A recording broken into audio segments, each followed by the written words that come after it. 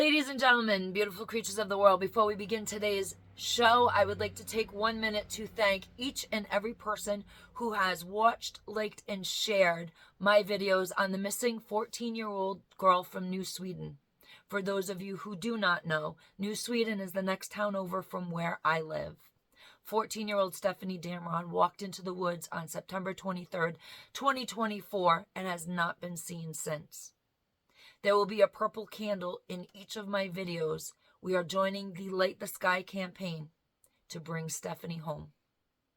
Ladies and gentlemen, thank you so much for sharing, liking, and watching my videos and helping bring awareness to the disappearance of this 14-year-old little girl.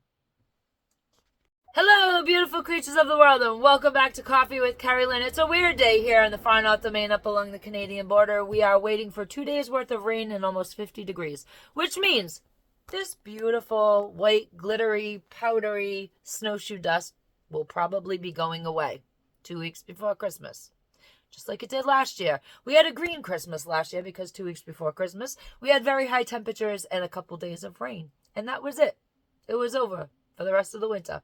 We never got enough snow to go back outside and play in it. So we're hoping that that weather pattern does not hold, and we are hoping that we get a good snowstorm before Christmas or shortly thereafter so that we can continue to play in our winter wonderland in the Crown of Maine. I hope everybody is having a beautiful day wherever you might be. I hope you're having a day filled with fabulosity and dang good coffee, because you're going to need dang good coffee. The world's a dumpster fire.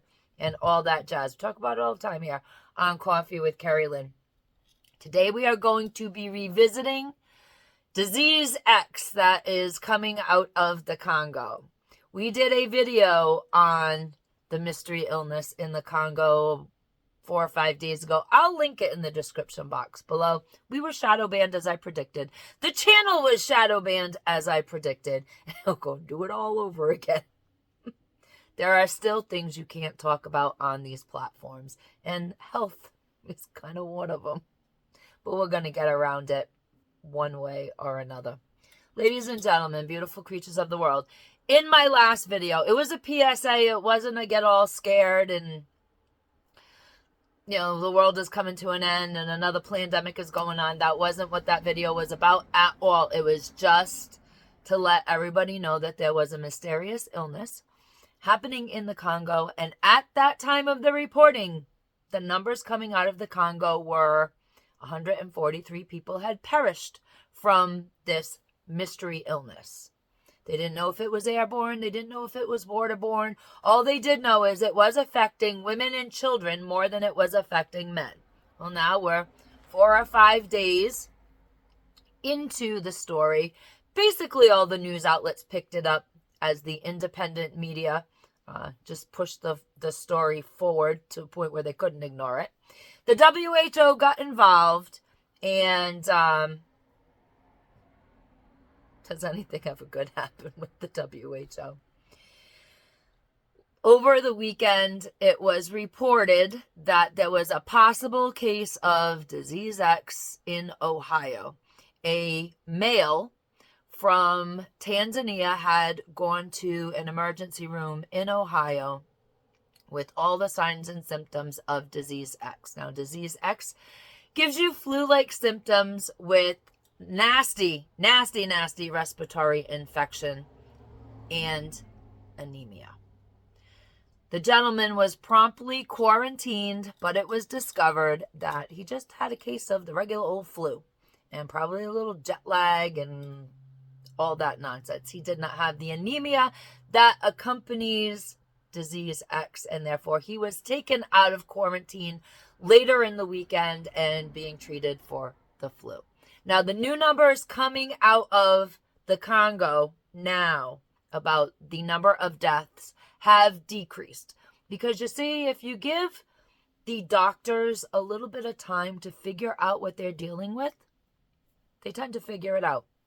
Now the doctors in the Congo suspect that of the 143 people that they had reported originally perished from the mysterious illness in the Congo, is now down to just above 30 people. I can't remember the exact number. I think it's like 33 people now that they have directly linked their death to disease X in the Congo. And that is the local doctors there that actually were able to go through with, autopsies and all. And that's the number of deaths now in the Congo. Seems to be down to just above 30. If you give everything a little time, ladies and gentlemen, and you don't panic,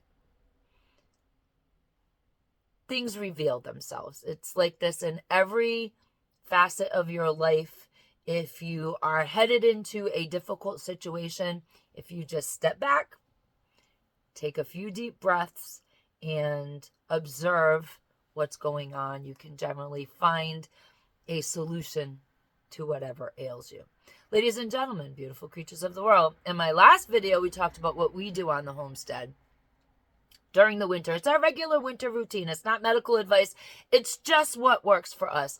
When cold and flu season strikes, we here on the homestead load up on vitamin D because we live where the cold hurts our face, and we have these beautiful milky white winter days. This is about all the sun that we get for the next 4 or 5 months.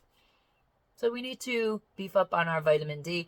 We also beef up on our vitamin C. We go shopping when there's not a lot of people shopping. So it kind of works out for us. We either go really early in the morning or we go later in the evening when kind of everybody is home after they're having dinner. We're out doing our grocery shopping or whatever, Christmas shopping, whatever shopping you're doing. And that's how we kind of avoid being out in the throngs of the general population where everybody's coughing, kids got runny noses, kids are coughing. Of course, kids don't cover their mouths. So we kind of avoid all that because, hey, we have livestock to take care of, and the livestock don't care if the farmeress gets sick. They just expect their food, and they expect clean stalls. No matter how I'm feeling, it doesn't matter to them. So if you own a small homestead, you know what I'm talking about. Your animals just don't care if you're on death's doorstep. Just get them everything that they need. Animals can be very self-centered like that. The other thing that I do, because I am anemic, I've always been anemic. What I do to battle my anemia is I eat a lot of red meat.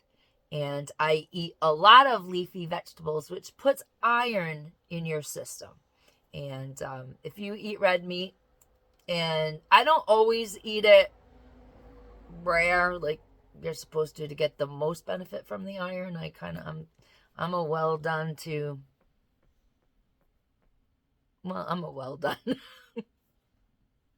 I don't really like the meat to be red looking.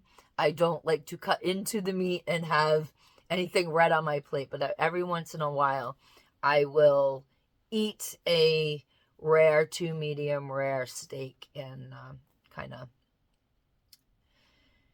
get the old iron levels pumped up. And like I said, I do eat a lot of leafy green vegetables, and they give me a lot of extra iron.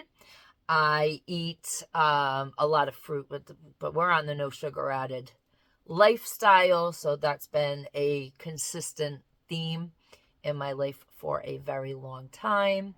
And I take multivitamins. Shock of shock. I take multivitamins with iron added into them. We also eat out of cast iron pans, so that's also a big help. So if you know somebody who wants to have a brand new pot and pan set for Christmas, be their best friend. Don't get them the Tefal thing, because that's causing lots of problems. Don't get them the ceramic coated stuff. Get them a good old fashioned cast iron pan, and that literally does leach iron into the food, and that goes into your body. That's what we do here on the homestead. You do you. We do a lot of exercising as well on the homestead. In the winter, I still take walks. I snowshoe, where I normally go with my feet, running the trails and stuff in the spring and in the summer and the fall. In the winter, I'm snowshoeing those very same trails and those very same areas that I do take walks in. So we do get a lot of outdoor exercise, and it does help. It helps maintain a healthy metabolism. So, ladies and gentlemen, beautiful creatures in the world, we do not panic when we hear that there are new diseases.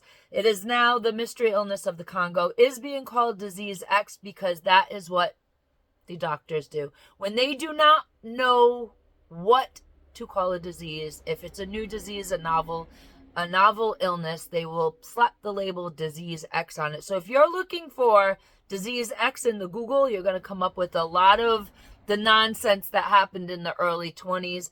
Just type in, if you really want to research this and see what's going on for your own knowledge base, then you'd be better off typing into the Google search or the DuckDuckGo search, or better yet, the Brave browser search.